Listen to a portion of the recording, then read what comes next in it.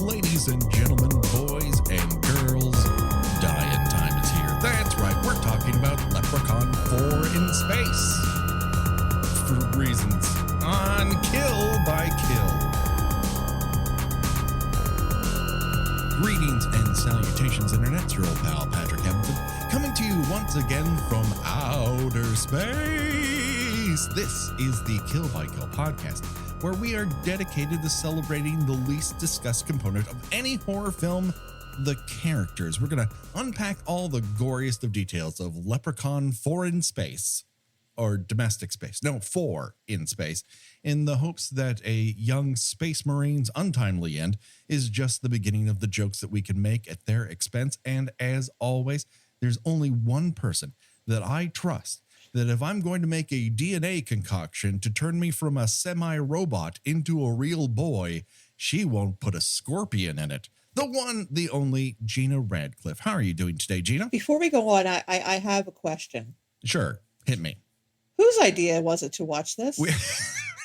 We were saying for March we should watch something that is akin to anything remotely Irish, and we had kind of played around with a Leprechaun movie, and the Leprechaun in the Hood movies feel it's one of those things that may not be racist, but it sure feels it.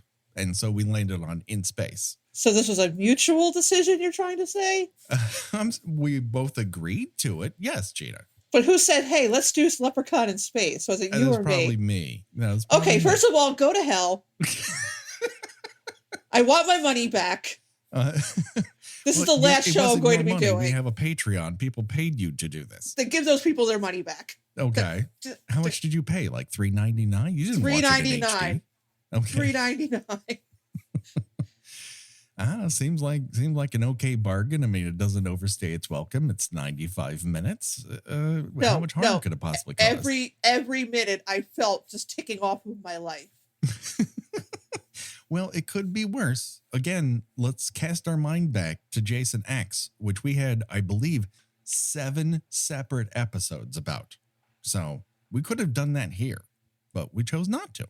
If we did that, we broke this into 7 episodes, I would not make it past the 3rd episode. I would just drop dead. I would lose the will to live. Well, hold on to that will just a little bit longer, Gina, because I don't want to alarm you. We are not alone. That's right. We have a special guest. Of course, you probably know him from his wildly popular account on the Teen Dance app TikTok, where he is the ultimate keymaster to all comic book characters. The one, the only, Justin Mousseau. How are you doing today, Justin?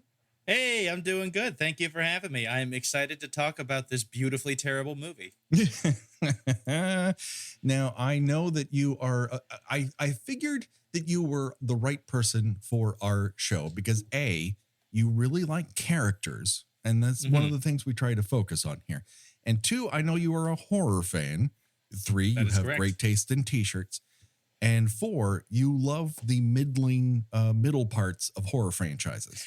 Yeah, it's always interesting to me once a series kind of picks up steam and figures out like, okay, this is who the character is. Mm-hmm. This is, this is the gimmick. This is their hook. And then waiting till about like more than 3 movies, usually past the 3 movie mark, they tend to go, all right, what else we got? What else can we do with these gruesome killers? I mean, I guess we can make them like a bit cheesier. We can make them really get into puns, even if they weren't super into puns originally. If they talk, we can send them to hell. Yes. We can send them to Manhattan, and we can send them to space. Yeah, this is really early, I think, for going into space. It's super early, and the thing that I love most about Leprechaun making the leap to space 4 movies in is that you have 3 movies that are all basically playing around in the same formula, and then a 4th movie that has nothing to do with any of the movies that came before it. Yeah, it's a real side quest. Or after it. It is like the Halloween 3 of this franchise. And it's just like interesting because like Leprechaun is already a movie or a series that I feel like you can already kind of just jump in wherever and you won't have to worry about any of the other movies in the franchise, how it really ties in the underlying, the through line of the movies beyond, Mhm. oh, it's Warwick Davis. He's a leprechaun.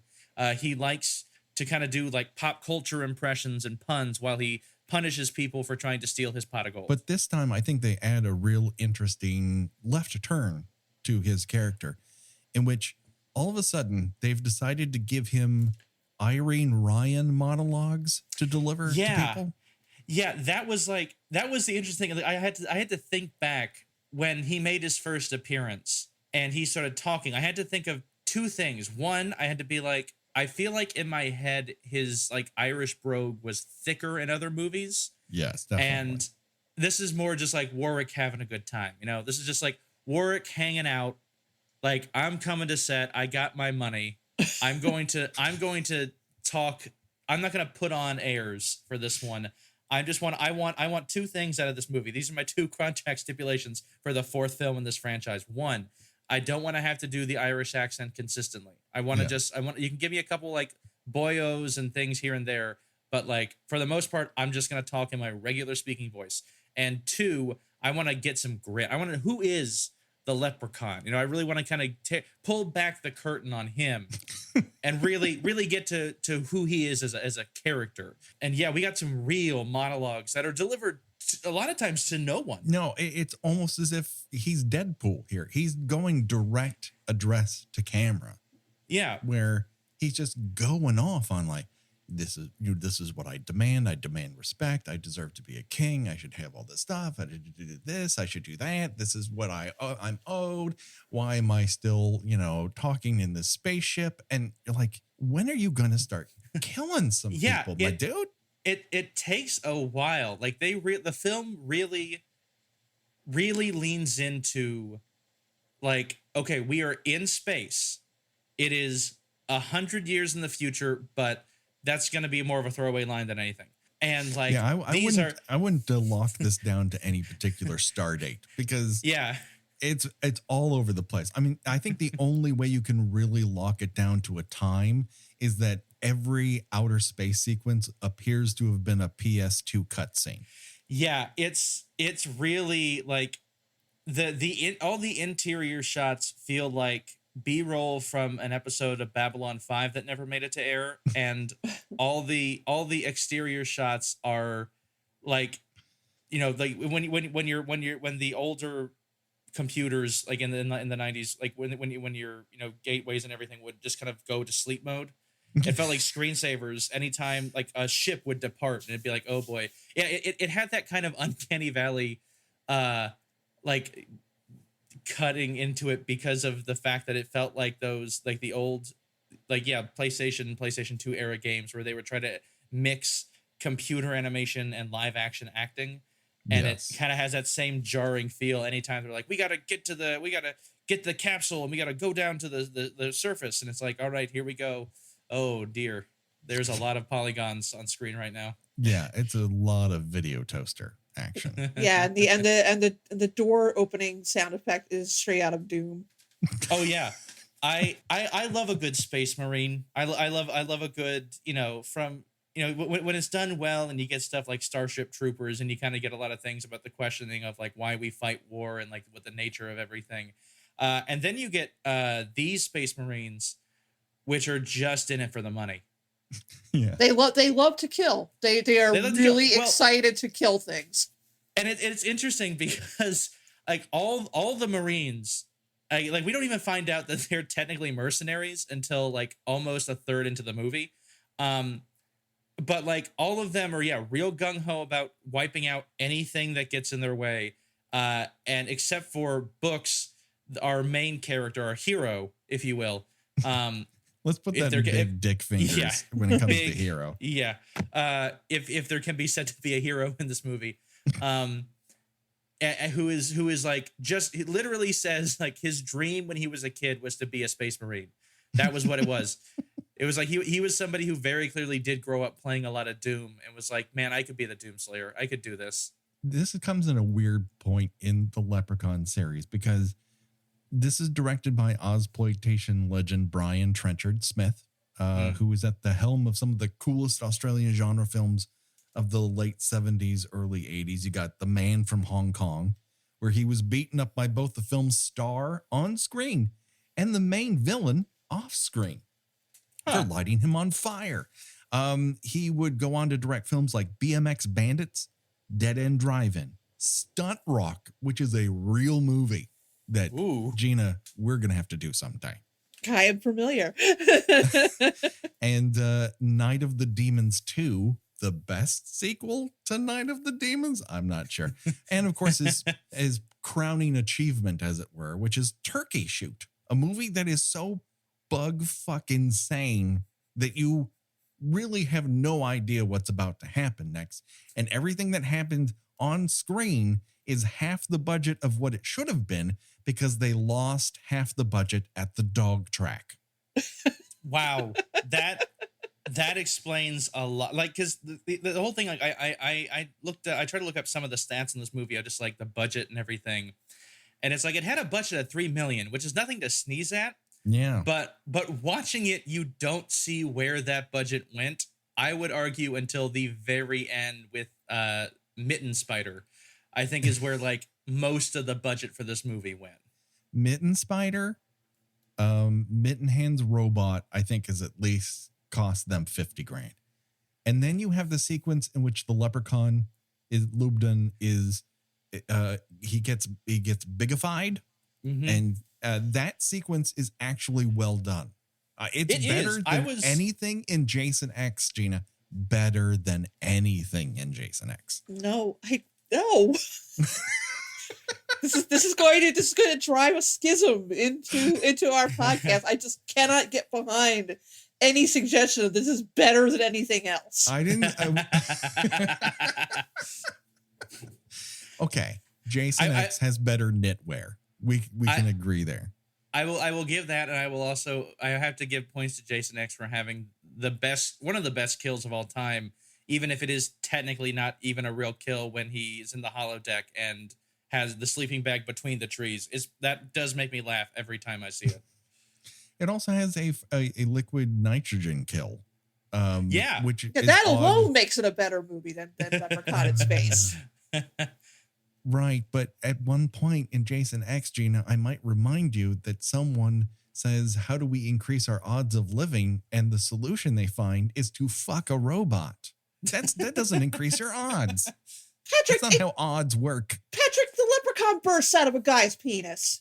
Yes. Yeah, now he does. And though I will also say, and to contradict myself, a point in favor of Leprechaun 4 in Space, something I think the last thing I was expecting out of the fourth movie in the Leprechaun franchise that takes place in space was in the middle of the third act, as we're ramping up to this big finale, is just all of a sudden a drag number that comes out of nowhere. I think it comes from the mind of whoever wrote this movie. I mean, that's somewhere at least. The movie does have a focus, which I enjoy.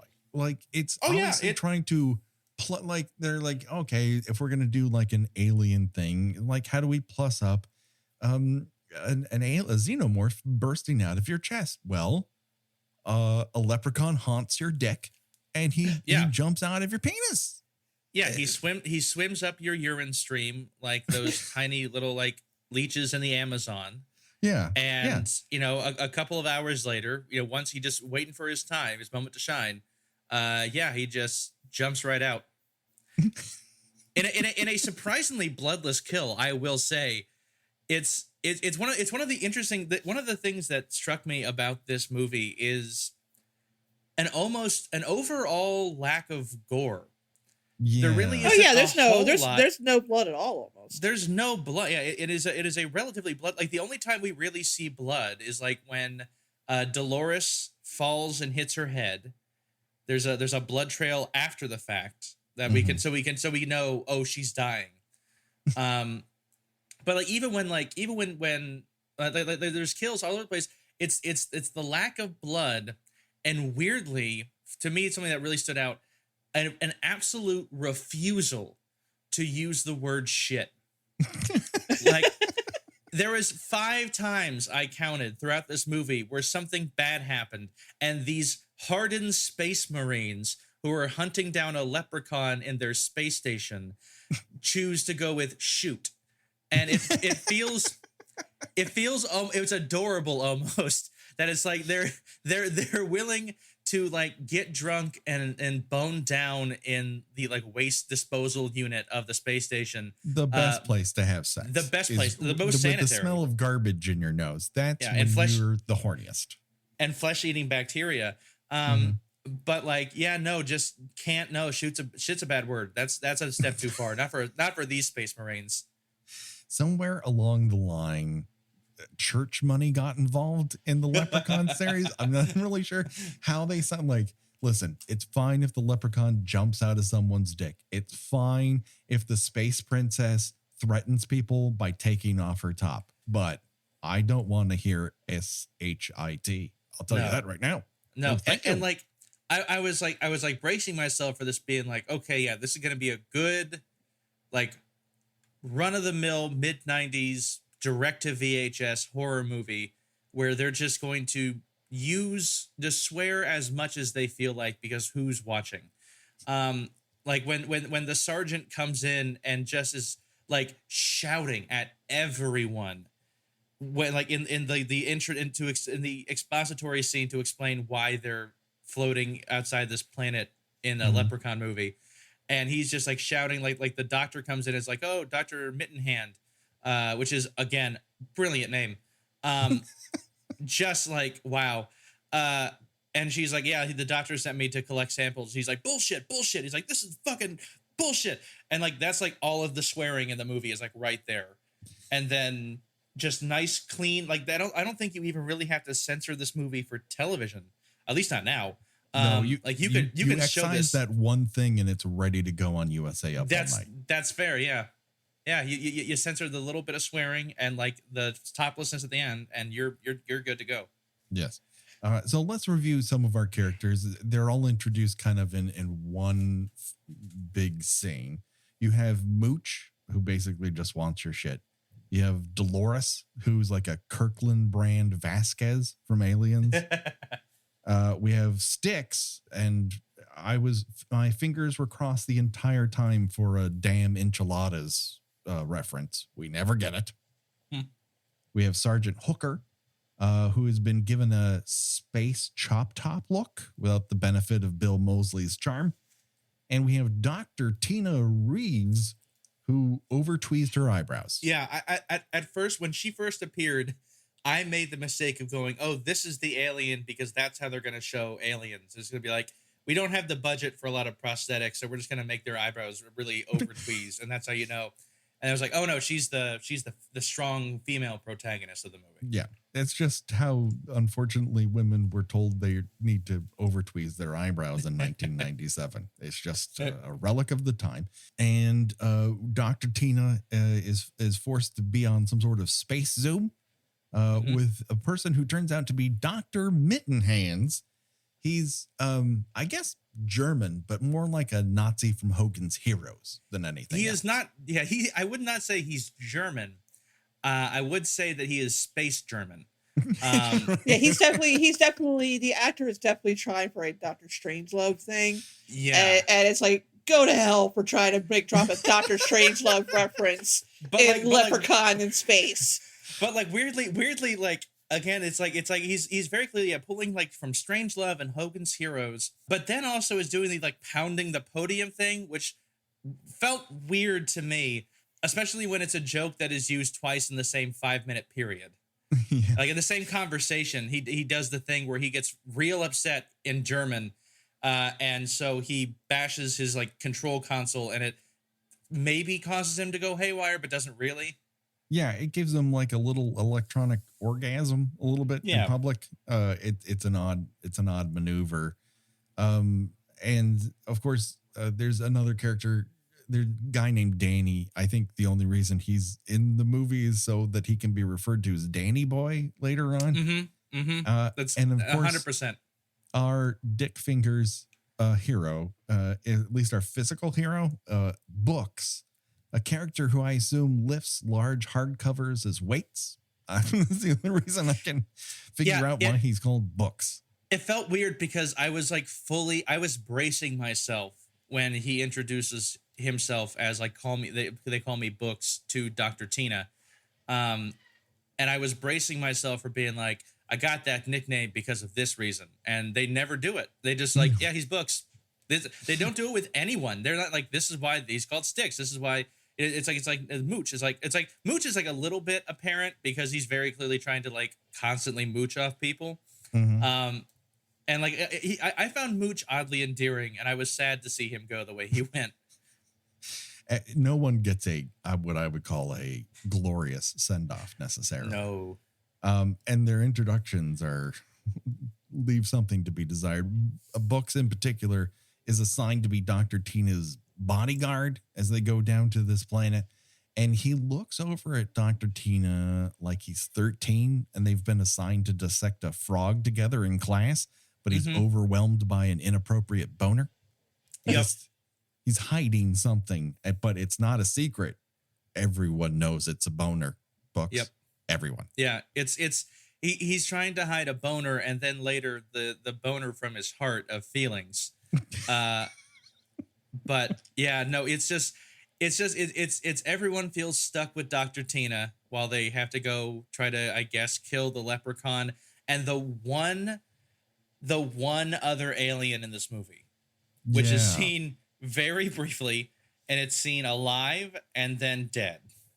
Yeah, it's kind of a shit weasel. It looks like I once described the creature from the 3D version of Parasite, the 1983 version of Parasite, as a burnt oven mitt with teeth, and I think it still applies here.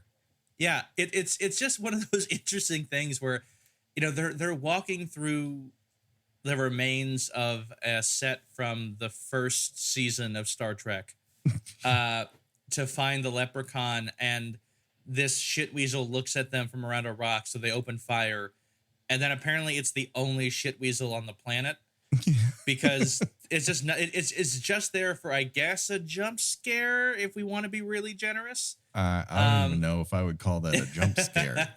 I'm not. Maybe you would lift slightly with your thighs. I don't know. I don't know. Jumping is involved.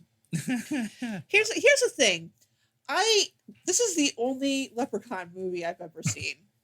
Welcome. And I feel like, you know, I should have watched the other ones to understand the Leprechaun, and yet I feel like it would not have helped any. Not at all. No. So the Leprechaun, he can make you jewels and you know, precious items appear out of thin air. Mm-hmm. He can shapeshift. Yes. He can be blown up several times and regenerate. Yeah. But and all of his pieces seem to be independent of one another. So his spirit can go up someone's pea stream, but his head can wink at you. Mm-hmm. But he can't generate his own gold. If the gold is taken from him, he has to hunt it down. It is his great Achilles heel. Yeah. Okay. In the previous movies, that's set up to be his hook, is that because like the characters steal his gold, and so that's why he's hunting them down. In this movie, that's not referenced at all. No. And in fact, the only I mean, I guess it's not overtly referenced because the only characters really steal his gold is either immediately killed by him with a lightsaber, or I guess he's technically hunting them down because they take the gold back up to the ship, but it's not as like overtly stated as it is in previous movies as that being the reason why he's going after them. Like it's more that he's going after him because they have the woman who's going to give him prestige. Yeah, he's got a thirst for power in this one. Yeah. It seems to be a very different motivation for him. And this sort of Princess Leia-esque princess, but not with the moxie so much. She's just, she wants to kill her dad. She wants to be in charge. And she would like to be rich. And then after they're married, they both plan to kill one another, which, you know, It's their fetish. It's their love life. Yeah. Her name is Princess Zarina. And I think her main distinguishing factor is that she would be a middling makeup tutorial person in the marketplace. Mhm. There's a Yeah. lot of gold dust work. Yeah, I like that she is supposed to be, part of a, someone from another planet. You can tell because she has green lipstick. Mhm. And blue blood. Blue blood that appears to be some sort of, I don't know, it's like a blue milk variant. Yeah, It's, it very much looks like skim milk with blue food coloring in it. and so, yeah, they plan to get, married, in this space economy. It doesn't seem to make sense, but listen, I'm not going to get in the way of love or whatever they've decided to do. So they get assigned to go down and rescue this princess, and they blow up the leprechaun with what appears to be a holy hand grenade. Yeah, it's actually, I mean, it could be seen as a noble sacrifice by the leprechaun, because he knows that, like, he's unkillable. He is nothing can stop him. But if something happens to his meal ticket, then the whole plan is absolutely shot to hell.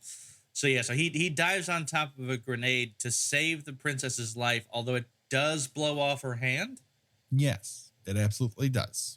And we're told later on that it cannot be reattached, and yet she regrows a hand, which is apparently an attribute that she has. There's a lot of fucking plot in this movie. It feels almost like they were saving up through the last 3 movies to just really dump a lot of exposition in this one, because man, there is a lot of exposition in this one to explain, why the Space Marines are here, to explain why they're hunting down the leprechaun, to explain how the blood works, to explain how the shrink ray works. Like every time they introduce a new facet of the movie, there is also an explanation given by a character about what's going on. Yeah. And yet we never find out why the leprechaun's in space. No, we sure don't. He's just there. He's just there. Leprechaun 3 does not end with him jumping on a rocket ship. It is out of nowhere and has nothing to do with any other. It is a standalone movie in the middle of this franchise. We're in space because Earth is a planet in space. So fair. Again, we're all in space. Okay. So Gina, point Leprechaun 4 in space. No. I refuse. I will not concede on this. Apparently, I think literally the only pseudo reason given for why the leprechaun is in space is he is, I guess, going mining colony to mining colony in order to steal the gold out of the mines.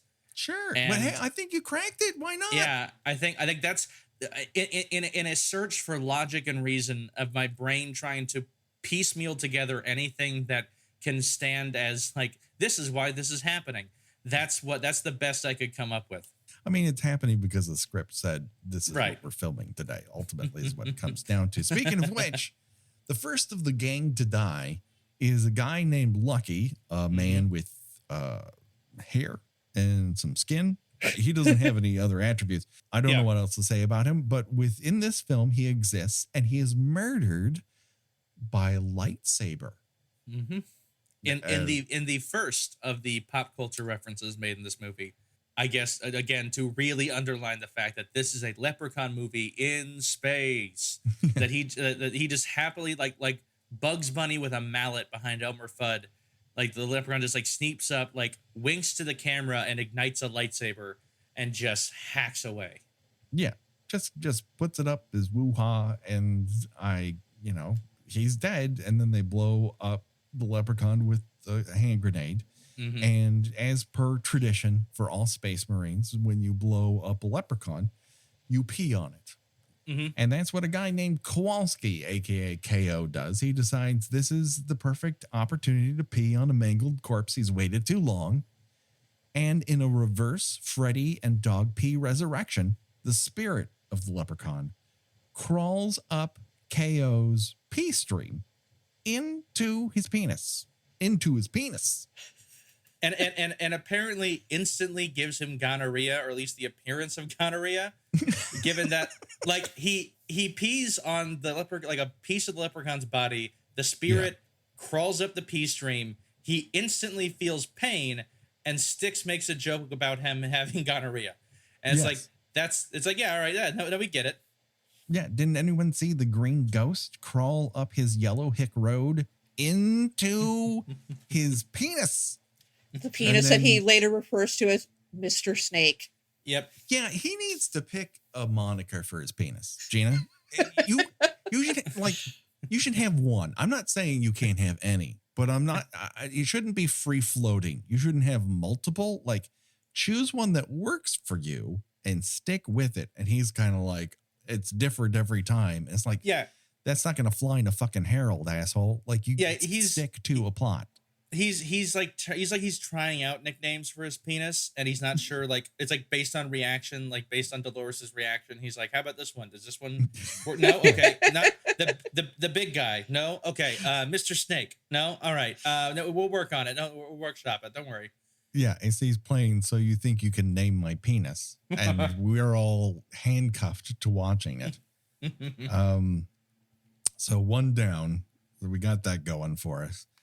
And then we cut to a scene in a space lab, and you know it's a space lab because the sound engineer has added beeps and boops to Dr. Tina's very analog clipboard. And when she turns around, we see that someone with double stick tape has added a small calculator to the backside of the hospital chart holder that she's doing business with. And I kind of fell in love.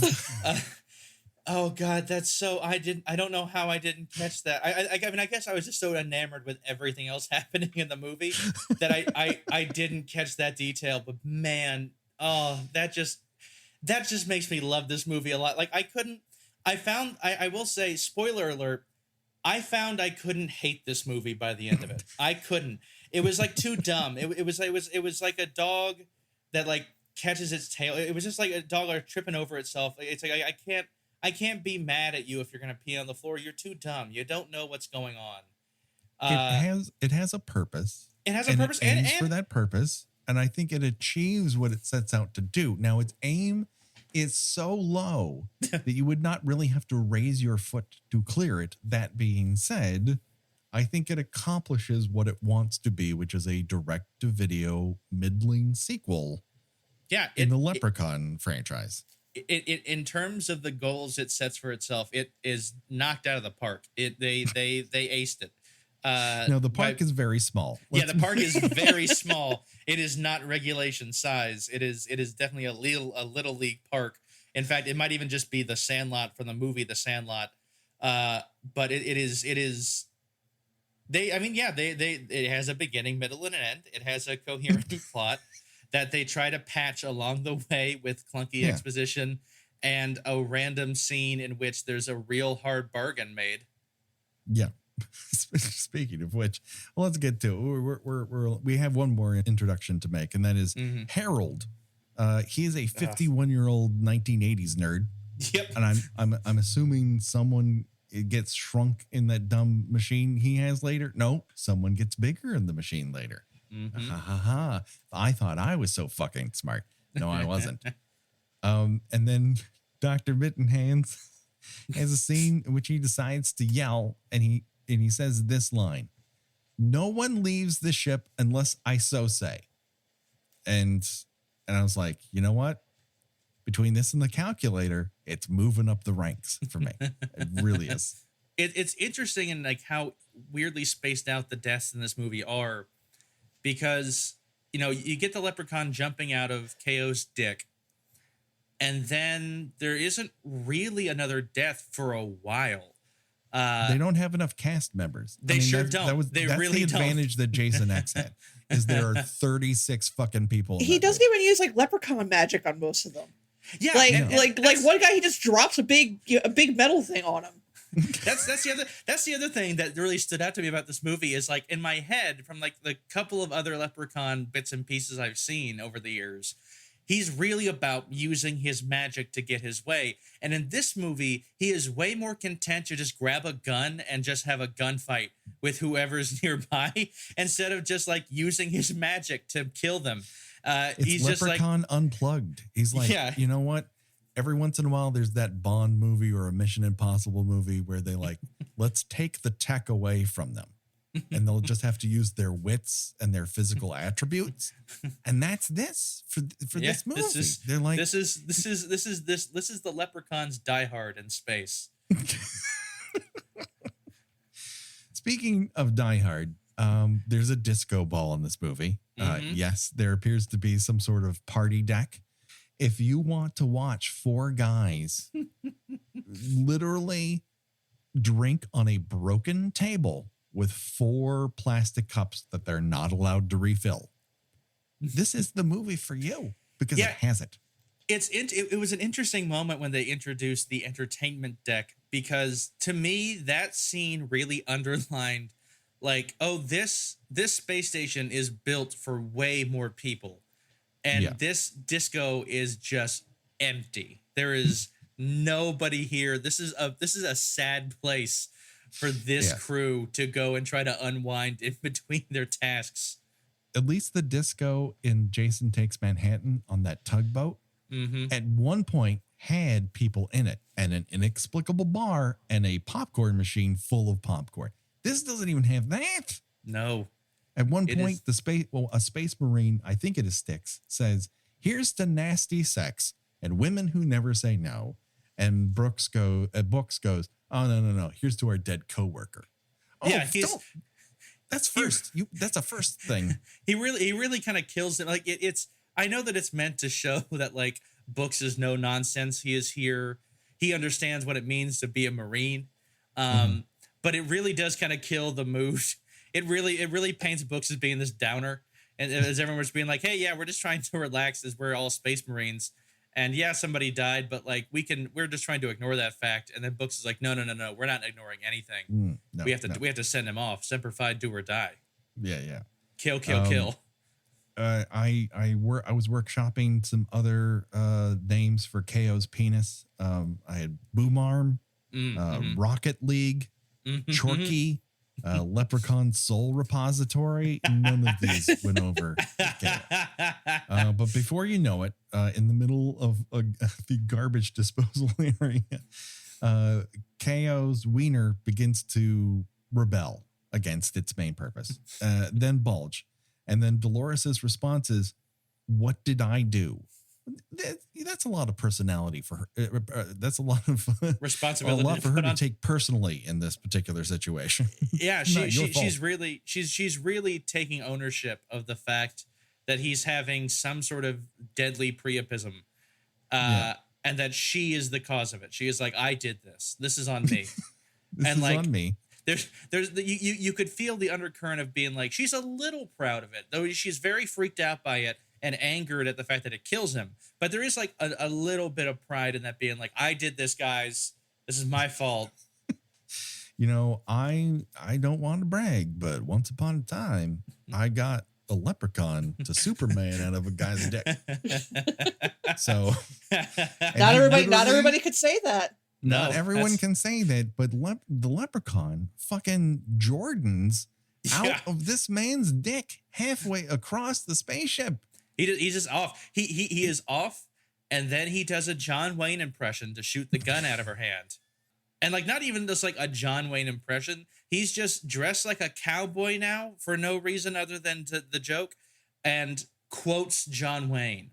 Yeah, and he has a gun. He has a gun. He just has. He doesn't steal that gun. He happens to have the hat and the gun. And that's the other thing. Like, throughout the movie, he is constantly stealing the guns of the people he kills, except for this one time where he can just magic a pistol out of nowhere. Yeah. We, for a very long time, because we covered all of the Nightmare on Elm Street films, in the same way we are doing this, talking about it one character after the other. And we kind of determined after all that no one ever figured out how Freddy Krueger works. I mean, there's the basic thing, like he kills you in his sleep unless he doesn't want to. Right. And then, but you have to be asleep unless you're not. They're just, no one knows how fucking Freddy works. But I'll tell you right now, not a fucking soul on earth understands how Leprechaun works. He just does what he wishes. Oh, I mean, it makes sense. Like, he wants all of his deaths to kind of feel special. He doesn't want to just like do the same thing over and over and over again. He wants to make that joke and like be able to turn to the camera and wink. Once upon a time, he would do a rhyme couplet, and here he's just the chattiest motherfucker that I think we have ever covered on this show, Gina. I mean, do you remember when we used to have to attribute all these feelings and ideas to Jason? And here he's like, "Oh, hold on. I've prepared something for this kill." And as mentioned earlier, half the time he's talking to himself. Mm-hmm. Yeah, it's not like he's chatting up Dolores. He's just like, "Hey, it's you and me here." So while the assistant director is behind the camera giving the stretch symbol, I'm gonna talk yippity yippity yap yap yap yap at you. Yeah, and the lack of the rhyming thing was, again, I was like, I thought his whole deal was that he spoke in like limericks and couplets, but he just traded those out for monologues this time around, and he is the antithesis of Jason. Whereas where you have to 100% be like, well, I guess this is what Jason is a blank slate, and the Leprechaun in this movie is a full 3-act play that is just like he is here to do some Arthur Miller work and just talk the entire time. It's a fucking one-man show. Chandy Cathy just pulling in his own fucking string. But he's not the only one who's having difficulty getting across here in the movie, because we also have this sort of relationship blossoming between Books and Dr. Tina. And I've seen grocery bags with more sexual chemistry than these two. Yeah, oh my God. It's the most obligatory relationship that I've ever seen on film. That is it. You could literally feel the characters be like, I guess because we're going through these motions, we are going to have to end up together, but neither of us is going to be particularly happy about it. No, and they don't like one another. And every time they talk to each other, it's like the most awkward fucking thing you've ever seen, until it becomes sexual harassment in the workplace. Right. Until it is just Books like openly staring at Dr. Tina's ass as she walks upstairs. Well, listen, he's only human. I'll put that in big fingers too. Speaking of agents of sexual chaos, let's get back to Harold. Oh, Jesus, this creep. He went from 0 to foot fetish so fucking fast. And like, then we find out he's a knee guy. Yeah, that was the thing. That was the twist that threw me. I was 100%. The second he's left alone with her, it's like, oh, he's a foot guy. And then like, no, he blows past those feet and is real about those knees. Yeah, he's like, oh my God, have you seen these knees? And I'm like, I don't even know what you get sexually out of a knee. But and then he just keeps going, and like he seems enamored more with the gold dust on her stomach than anything else about it. And I also, it did elicit a chuckle from me when Dr. Mittenhands slowly inched into frame behind him while he's leering over. I was just like, this is like how long are they going to wait before he says anything about what is happening right here? It's so strange to think that Harold and Dr. Mittenhands' relationship is post Mystery Science Theater 3000 Mads and Simon and Hecubus. Yeah. It's just like they took a little from column A, a little from column B, added some German and the guy who wants to fuck knees. Yeah. That's where it goes. Man, yeah. And just like, yeah, he just, and that's where we make the momentous discovery that then propels Dr. Mittenhands, which again, it's hard to tell if that was his plan the whole time or if it just happened to work out that he in this, somewhat cybernetic form that he is in, happens to come across a MacGuffin that could allow him to be human again. Yeah. So, he concocts this plan like, oh, we got to drain this check of blood. And then he tests it out by scraping a little makeup off of his hand and pouring some blue goo on it, a melted down shark bite. And then it grows a finger. Like, yeah, well, okay. they have to put it under the special purple time ray that they can show that they're like, we're not going to completely bullshit science this. We're not just going to say, oh, it's not, don't be ridiculous. We're not saying that when we pour the alien blood on the skin cell that a new finger just appears. No. We're going to make sure to show it with this nondescript beam that we're guessing is supposed to show the progression of time so that over time it would happen. I mean, and then when it works, he yells, "I'm a genius." Yeah. Which that's saying a lot. Like, debatable. You had an idea, and then you had a lot of things that did your job for you. That doesn't make you a genius. Like when I scan something in my printer and it goes to my computer, I'm not a genius. Like I just used the tools that I had available to me. Yeah. Harold is real talk-uppy about Dr. Mittenhands being a brilliant genius who you shouldn't cross. He's a mad genius. And yeah, and yet his plant literally boils down to, I'm a genius. It's a scientific breakthrough. And my scientific breakthrough is if I shoot myself up with this alien goo, I can be human again. Like there's no like mixing of a concoction. There's no like dilution process that has to happen. It's literally just, let me get a plunger full of this alien blood. And if I inject myself with it, that'll do the trick. Yeah. I mean, they do have a drink blender. So that's true. They are prepared with a real tool of the trade. Is they can make alien goo that regrows your body and a pina colada. Yeah, he's supposed to be like they're all very intimidated by him, and yet it seems possible to cause him to malfunction simply by hitting him really hard. Yeah. Oh, and it's also the thing that like when they finally have the big reveal where you get to see what is left of Dr. Mittenhands in this like proto Dalek wheelchair kind of thing, that like I was anticipating him being like, you're not allowed to leave the ship. I'm in control here. And I was expecting him to like, lock down a door or like blow up the shuttle, but he doesn't do that. And apparently doesn't really have control that far. He just, No.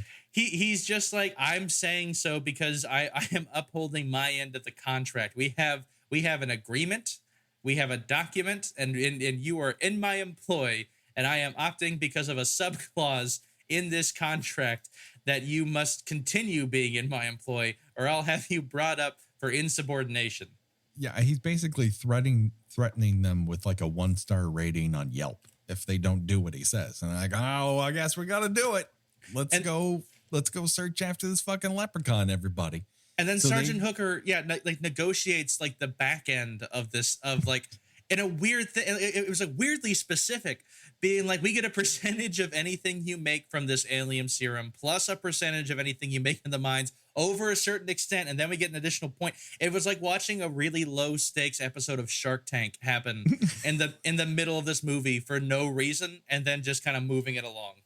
Yeah, it feels more like it was Brian Trenchard Smith's negotiation with the people who own Leprechaun, because he directed 3 and it was the biggest direct-to-video movie of that year. And he's like, all right, I'll do a 4th one if it's in space and I get this part of the gross. And it's like, oh, no, part of the net. Like, never take net points, everyone. Never take net points.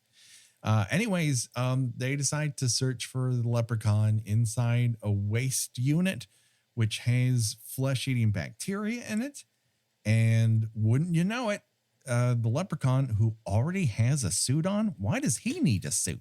I don't fucking know. Again, that was another interesting choice. It's like, it's very evident that the leprechaun can survive anything, but I guess he just didn't want the inconvenience in his plan of having to reconstitute himself that early. Yeah, I don't know. He didn't want to touch any of the extraneous chains inside of like, why do you need chains? Why are there so many chains in this weight disposal? Why are there so many chains in like where your poop goes? Where are you lifting and hauling inside of there? And I guess like some kind of like engine lube as well. Yes. Yeah. That gets spritzed all over books and some sort of ejaculate denouement. Anyways, Mooch ends up having his suit cut open by the leprechaun, and he enters heaven on the wings of borrowed angels, I guess.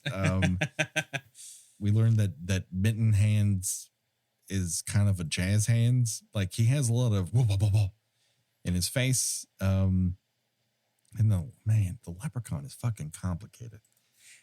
Yeah. It's just complicated. Gina? Oh, I know.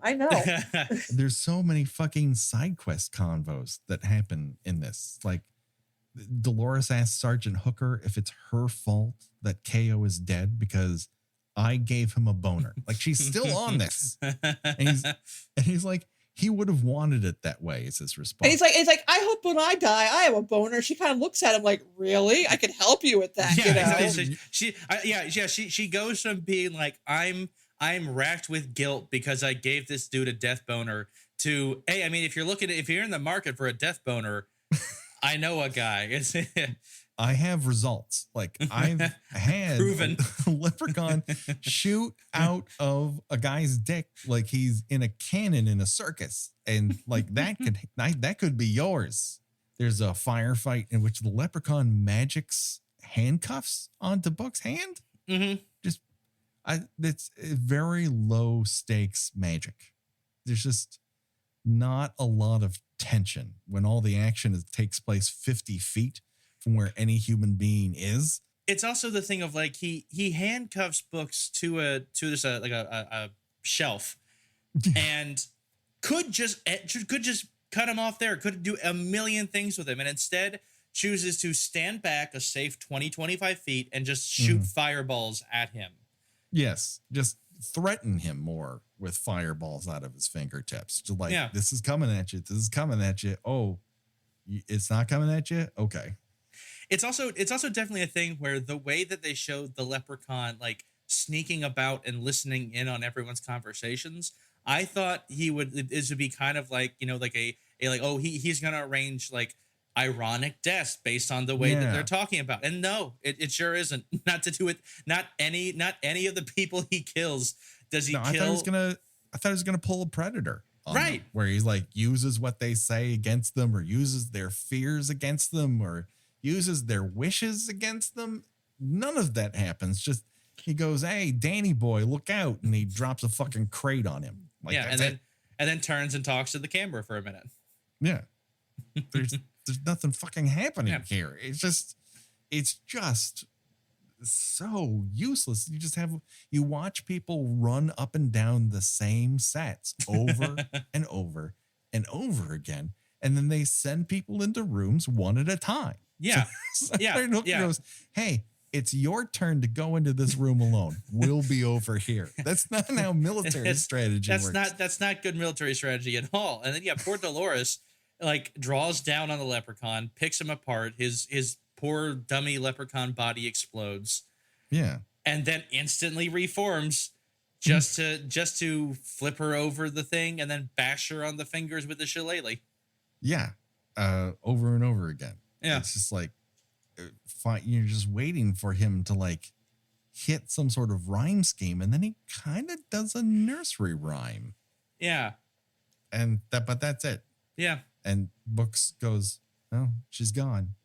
And bye, Dolores. R.I.P.D. Yep. All right. Yep. We better go check, and like we double check. Yeah, she sure is seemingly dead, but then she makes sure she lets him know to kill that son of a bitch, and like that's her dying words. Yeah. She never stops breathing though. For a dead person, she's very visibly breathing. Yeah, I love a visibly breathing dead person. Then Harold is fooled by a very PG illusion of Dr. Tina naked. Mm-hmm. Again, this could have been something, and they decide not to do it really, and then he gets shillelagh'd in the balls, and before you know it, his face becomes a personal pan pizza. Yep. Yeah. That's how he dies. They decided for whatever reason to make Harold's death very cartoony. Yeah, he's the only one they really put any effort into. Yeah, it's like Harold ends up over the alien princess. Harold ends up with the second most prosthetics in this movie. They make him a flat face, and the camera's like, we gotta get this from every angle. Like, we paid $25,000 for this, and we need to see it. We gotta make sure it reads. He just really looks more like a Dick Tracy villain than anything else. Yeah, it was a weirdly like Who Framed Roger Rabbit moment in the midst of this thing where he had just stabbed the leprechaun with his own shillelagh. Yeah. And I was that doesn't work. And I was fully anticipating the way that Leprechaun had again magicked the tray. I was anticipating that to be like a decapitation. Like, okay, here we go. This is an R-rated direct to VHS horror movie. Where's the dismemberment? And no, it doesn't. It hangs vertical and just flattens his head. It's a real moment that happens in this movie. Then they get into yet another fucking gunfight. Yeah. And Dr. Tina is doused with acid. And Styx grabs a jug of water and just pours it over her. That is not how acid works, everyone. You can't just... I'm no scientist, but even I knew enough to be like, you don't just dump water on someone who's had acid spilled on them. No, it's like the producer goes, listen, we're entering the last half an hour of this movie. We need to get Dr. Tina in fewer clothes. So get that vest off of her. And at another point, the leprechaun steals her pants. It's not even the leprechaun. It's Mitten Spider. Because apparently at that moment, they choose to set up, which it has a weird foreshadowing earlier in the movie when they first introduced the full mitten hands, where he makes a comment about how he's still like seductively brilliant and like leers at Dr. Tina. And that's never addressed until he's transformed into a spider monstrosity and rips her pants off as she's crawling through an air duct. Well, he's only human. Well, he was only human before he became half cyborg and then became a scorpion spider. Yeah. Yeah. But hold on. It's not done yet because congratulations. Sergeant Hooks has one number to impress. And then it's down to 2 queens and only 1 crown. And we get a full-on drag number from Sergeant Hooks. So, Gina, is he going to stay or sashay away? I mean, he definitely sachets away in the movie. Also, he's actually a robot, which seems to be a unfair advantage over the other queens. And bearing the lead. Like there's a lot, like there's nothing about this character. The only thing we know about Sergeant Hooks for 4/5 of the movie is that the reason he has this like iron plate in his head or steel like plate on his head is because in the last of the Space Wars, he had went to go save Books, who was injured but now is fine, and had taken like a shot or like a cannon fire or like grenade or something that had like impacted his skull, and it was still able to get him on the like flyaway ship.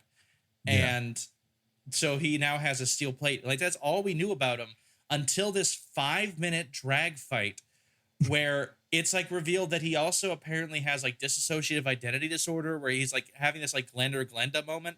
Yeah. And very Glenda Glenda. And then he's also a cyborg. It feels like a weird, there's a lot to take in. And that's, by the way, sandwiched in between those 2 points is him pulling a pair of nunchucks out of his purse and just excellent nunchuck work. And it's just he practiced. Yeah, he was ready. He didn't want it. They didn't have money for a stunt double. So he said, I'll learn how to do it. And like, it's hard because I am honestly split on whether or not this is an offensive portrayal with like drag and everything. And like, I feel like on like the surface it is, just because it's a portrayal of drag in like a straight to video movie in the 90s that doesn't really have a lot of chance to get fleshed out or like the joke is that he's in a dress. The joke is that he's in a dress. There's an inherent deficit here. Yeah. But it feels like this is an avenue that could have that you know in another movie would have been handled or at least addressed at any other point in the movie that he had this like, you know, he was a woman trapped inside a cyborg man's body, that was just dying to come out. And like, yeah, just like the fact that he eats it by being tricked to running a bayonet. Of all the like futuristic things that they're trying, of all the like calculators taped to clipboards that this movie tries to shoehorn in to really show it's futuristic, it's the fact that he pulls out a long rifle with a bayonet attached to it, and that's his end by driving it into an electrical socket, and it blows out his computer brain. Yeah, it's a spaceship with electrical sockets. Yeah. Like, what the fuck is even happening here? Why does he have a bayonet? Why does he have a long rifle? I now demand a movie just about Sergeant Hooker, because in 5 minutes he became the most interesting character in the entire movie and was gone before anything that any of the revelations made about him really had time to sink in. He's the most transformative character in the movie. Yeah. And there's a guy who turns into a fucking scorpion spider. Like, there's a lot of competition for that. Gina, you love goop. You love obvious dummies. So what is your evaluation of Dr. Mittenhands / Dr. Mitten Spider? I mean, you know, it's gross. It's cheap looking, but also looks really gross at the same time. Yeah. So I guess it's effective in its own way. I don't really understand how his biology works. At one point, he's obviously spraying a lot of spider webs everywhere, but they're fleshy. That he couldn't really get. Yeah, but then when he strings up sticks, he's in some sort of meat net. Yeah, he's just trapped in tri-tip. Yeah, it's he spins like gore webs over everything because I guess he's still in the process of degenerate, like his mutagenic degeneration into the mitten spider that is also affecting his brain capacity, and also unless I'm mistaken, at least one of his hands ends in a scorpion stinger.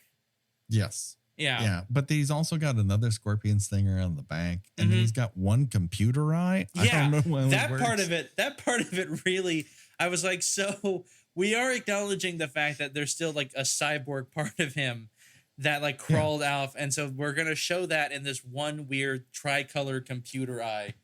Yes. But the rest of him is full on spider scorpion. So there's this whole rigmarole where the Leprechaun has set the entire spaceship to blow up, in 19 minutes. And boy, you feel every second of that 19 minutes. That feels like it's very much in real time. All of a sudden it becomes an episode of 24.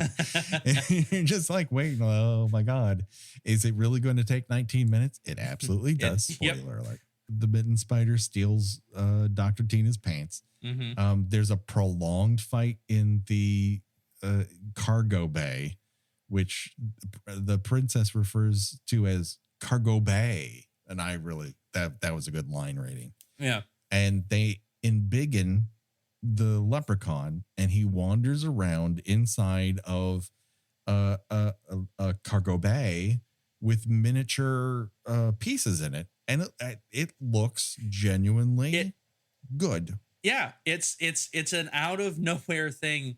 Like it's very evident like where they were stashing the bulk of this movie's budget in the giant leprechaun sequence and in the mitten spider like prosthetics and puppet. Because like those two things I felt like, oh, these actually look decent. Like these actually work.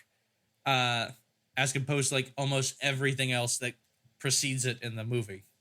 Yeah.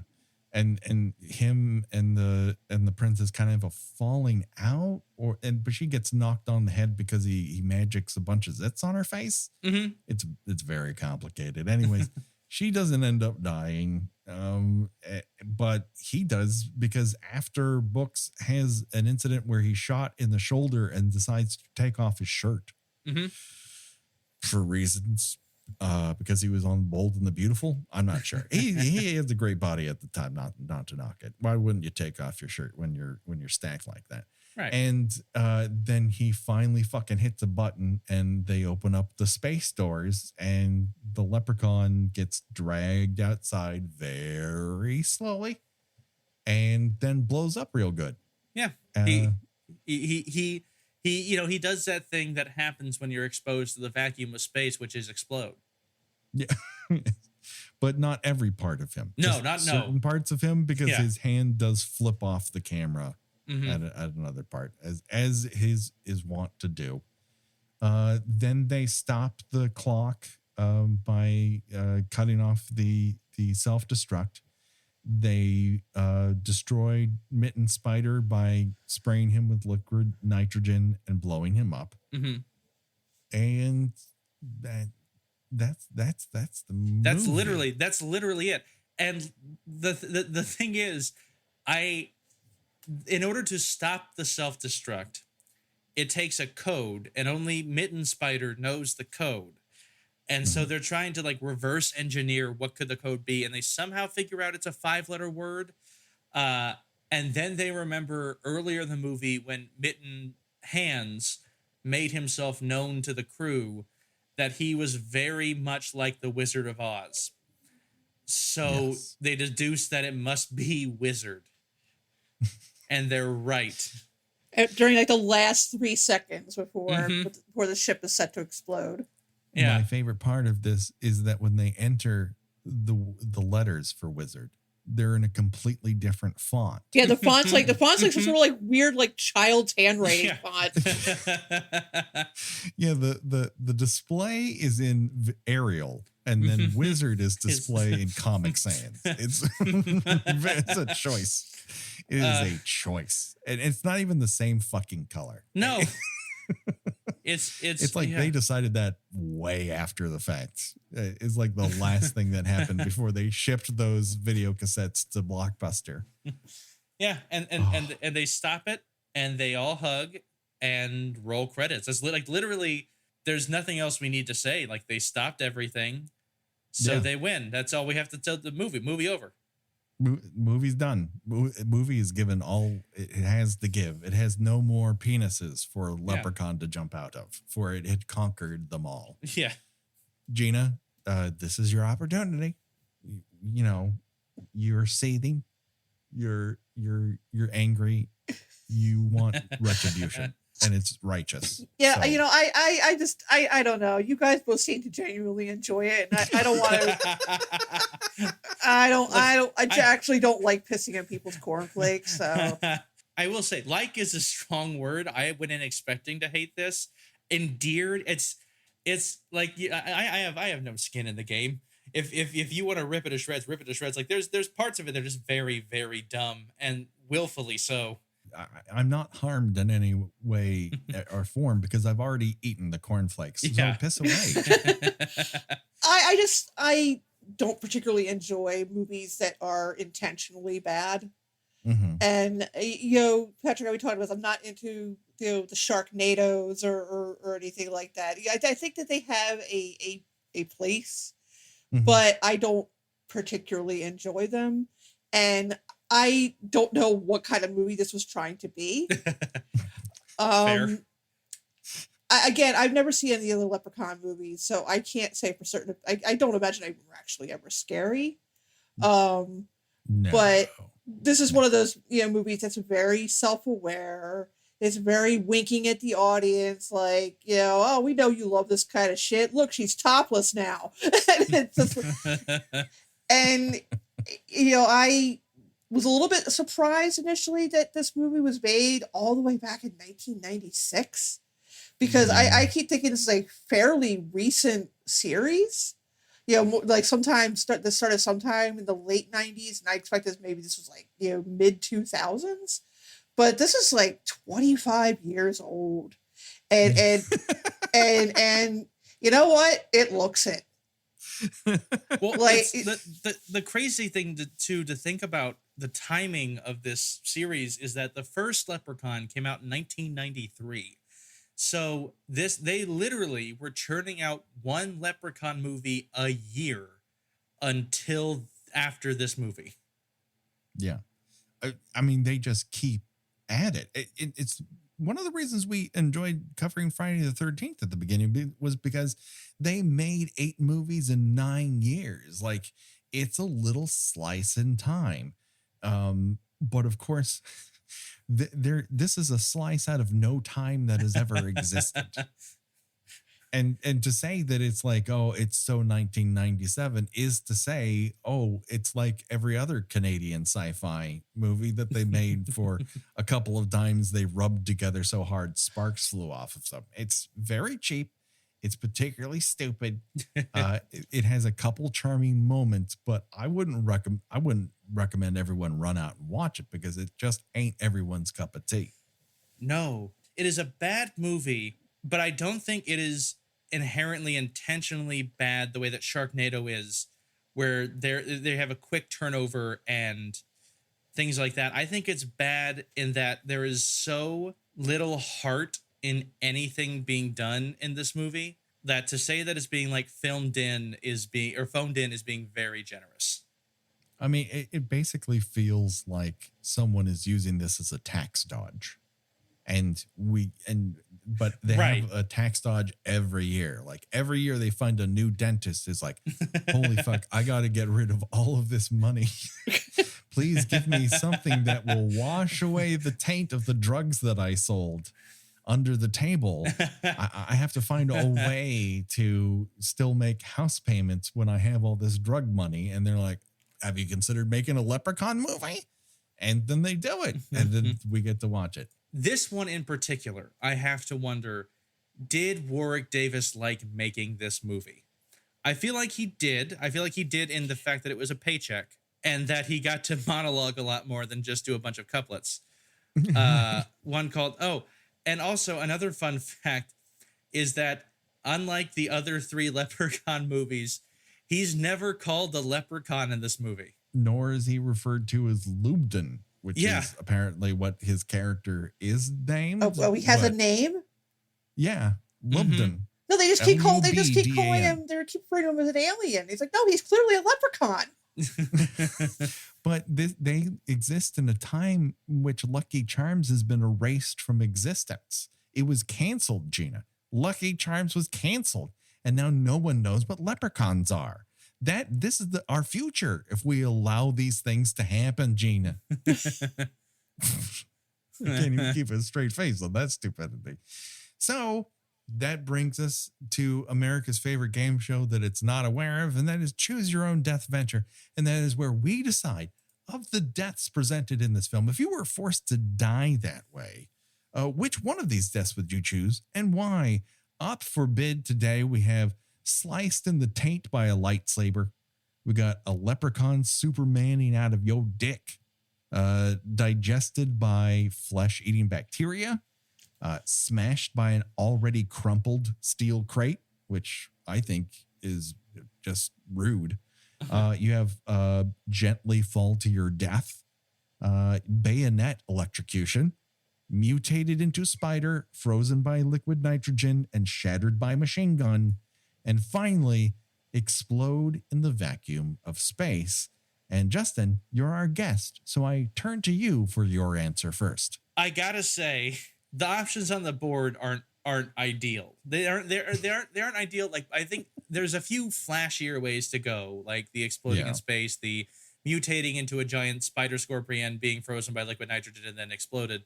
I honestly think of the deaths presented in the movie and the way that they're presented, I would almost have to say the flesh-eating bacteria, simply because of how quick it is. Like, you do hear him screaming in pain for like a minute, maybe, but like in the time it takes them to grab Mooch and like get him to the airlock and for them to open the airlock, he's a skeleton. He is completely devoured almost. He's a Pirates of the Caribbean. So I think my money's on flesh-eating bacteria on this one, which also, it raises the question started to form in my mind as I watched it of, well, wouldn't the bacteria be able to like escape from the opening in the suit and get on, Books and Dr. Tina, and it started to form, and then my brain went, fuck this. And like, it was like, don't stop trying to apply that level of logic where we are halfway through this movie. You can't start now. It doesn't work that way. Gina, what say you? I spent most of my time watching this movie praying for a quick death to get me out of both having to watch it and having to talk about it later. So I would say I'm going to take the getting crushed by a metal cube. Because again, it's quick. He kind of saw it coming, but before he really registered, he was a pancake. Yeah. It's real fast. So, you got that going for you. I mean, that's the nice thing about the deaths in this movie is that none of them are particularly drawn out. No, the only one that really comes close is mitten spiders. Yeah. Just because like there's a lot going until that final element, but everyone else goes pretty quickly. Because I'm a showman, I think bayonet electrocution is for me. Because at least, I would die on stage, as I have always wanted to do. I'd be able to do character work. I'd be in a wig again, in front of an audience, as I've always been meant to be. So I'm going bayonet electrocution. That's just the death for me. Before we go, of course, we want to plug what everyone is doing. Justin, where can people find you and hear more from you? Oh, sure thing.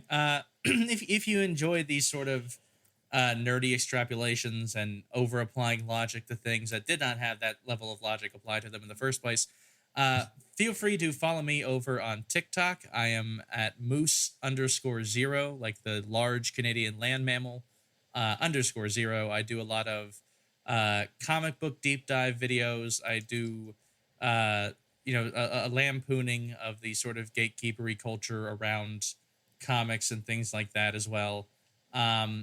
And I'm elsewhere on social media, but nowhere near as active as I am on TikTok. You're very good at that. Thank you. And you have a surprisingly good flow. Thank you.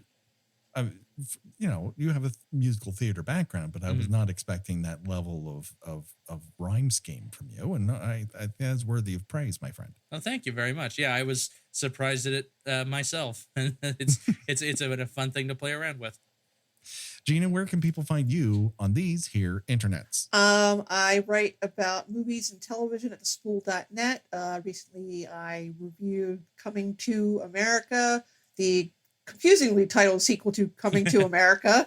I am also on Twitter under Porcelain72. Do it today, people. Check it out. Of course, you can find us on Twitter and Facebook and occasionally Instagram. Under our moniker of Kill by Kill Pod. And of course, please rate and review us. We have not had a review in a little bit. We would love it if you would rate and review us on whatever podcast app you have. It helps us be seen and heard by more people. Next week, we're returning to our grand franchise of this season, and that is Scream 2.